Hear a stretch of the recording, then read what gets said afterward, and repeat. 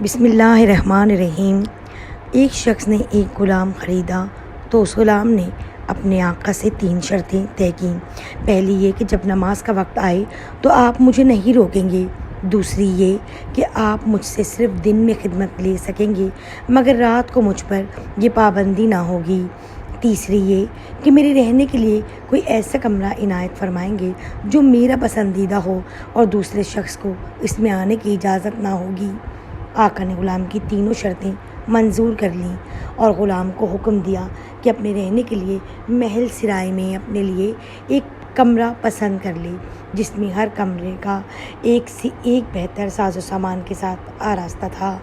غلام نے تمام کمروں کو دیکھ بھال کر اپنے لیے ایک ویران کمرہ پسند کیا جو بغیر چھت کے تھا۔ اس پر آقا نے دریافت کیا کہ آخر تم نے یہ ویران کمرہ کیوں پسند کیا؟ کمرے تو اور بھی بہت ہیں۔ اپنے آقا سے یہ بات سن کر غلام نے جواب دیا کہ میرے آقا، شاید آپ کو معلوم نہیں کہ ویران جگہ اللہ تعالیٰ کے ذکر سے آباد ہو جاتی ہے۔ اس کے بعد اس غلام نے اس کمرے میں رات کو رہنا شروع کر دیا اور یہ بات پہلے ہی طے ہو چکی تھی کہ رات کو غلام آزاد رہے گا۔ جب غلام کو اپنے پسندیدہ آزاد کمرے میں رہتے ہوئے کچھ عرصہ گزر گیا تو اس کے آقا نے ایک دن رات کو اپنے دوستوں کو دعوت پر بلایا تھا۔ نصف شب کے بعد جب دوست احباب رخصت ہو گئے تو مالک مکان چہل قدمی کرتا ہوا غلام کے کمرے کی جانب چلا تو دیکھا کہ ایک نورانی قندیل نے اوپر سے آ کر کمرے کی خالی چھت کو گھیر رکھا ہے اور غلام سجدے میں پڑا ہوا اپنے رب سے دعا اور مناجات میں مصروف ہے کہ میرے پروردگار، دن کو تو نے میرے آقا کی خدمت میرے ذمے واجب کر دی۔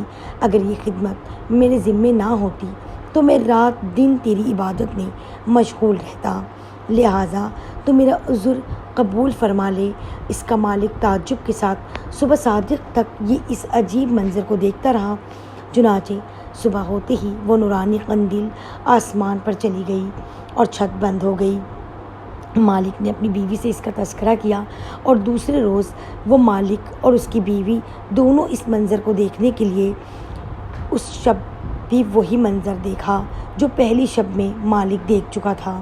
صبح ان دونوں نے غلام کو بلا کر کہا، تو اللہ کے واسطے آزاد ہے تاکہ اپنی خواہش کے مطابق رات دن اللہ کی عبادت میں مشغول رہ سکے، جس سے تو معذرت کرتا رہتا ہے۔ اور ساتھ ہی اس کے مالک اور اس کی بیوی نے غلام سے اس کی ان کرامتوں کا ذکر کیا جو رات کو وہ دونوں دیکھ چکے تھے۔